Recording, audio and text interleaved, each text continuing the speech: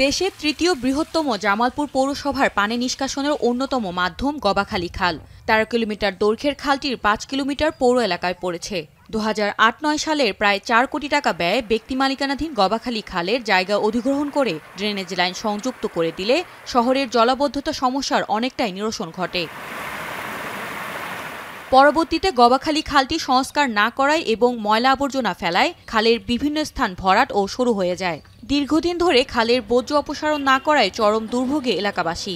মাস কয়েক আগে ঘটা করে খাল সংস্কারের কাজ হাতে নেন পতিত সরকারের সংসদ সদস্যের নেতৃত্বে প্রশাসন ও সংশ্লিষ্টরা। তবে লোক দেখানো পরিচ্ছন্নতা কার্যক্রমের নামে উল্টো সবজি ক্ষেতের ক্ষতি হয়েছে বলে অভিযোগ এলাকাবাসীর।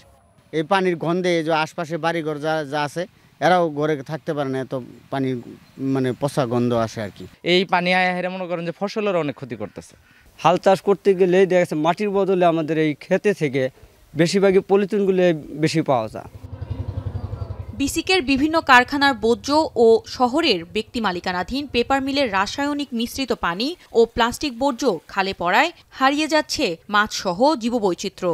এই বিষাক্ত পানি সেচ দিয়ে ক্ষতিগ্রস্ত কৃষকও। পেপার মিলের যে বজ্র, এটা যদি বন্ধ না করা যায়, এটার যদি ব্যবস্থাপনা সঠিকঠাক না করা যায়, তাহলে এই গবাখালী কুল আর সামনে ২-৪ বছর পরে এটা আর কেউ নাম নিবে না, ওইদিকে আর কেউ যাবে না। এখানে নামলে মনে করেন যে হাতে ঘা হয়, পায়ে ঘা হয়, শরীরে বিভিন্ন ফোসা পড়ে এবং মূলত একটি ডেঙ্গু মশার কারখানা হিসেবে আমরা এখন আখ্যায়িত করতে পারি। এই খালটা মনে করেন ভরে গেছে গা, কিছু কিছু লোকে মনে করেন যে খালটা মনে করেন যে নিয়ে গেছে গা, খেত বানিয়ে হেলাইতেছে। এছাড়া গবাখালী খাল নষ্ট হওয়ার পেছনে অন্যতম কারণ অবৈধ দখল। তবে দ্রুতই দখলমুক্ত করার আশ্বাস পানি উন্নয়ন বোর্ডের। সুইচ গেট সংলগ্ন অংশে আমাদের বেশ কিছু অবৈধ স্থাপনা গড়ে উঠেছে, সেটা আমরা ইতিমধ্যে তালিকা তৈরি করেছি। সেগুলোর সামনে বরাদ্দ পেলে আমরা উচ্ছেদ কার্যক্রম গ্রহণ করব। সাবেক সরকারের স্থানীয় এমপি ও পৌর মেয়রের ওপর দায় চাপিয়ে পৌর কর্তৃপক্ষ বলেছে, খালটি পুনরুদ্ধার ও সংস্কারের কাজ শুরু হয়েছে। জামালপুর শহরের যে জলবদ্ধতা, এই জলবদ্ধতা নিরসন হবে।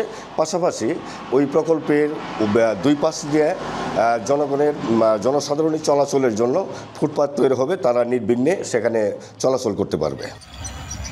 দখল ও দূষণমুক্ত করে দ্রুতই প্রাণ ফিরে পাবে গবাখালী খাল, এমনটাই প্রত্যাশা ভুক্তভোগীদের। এখন জামালপুর।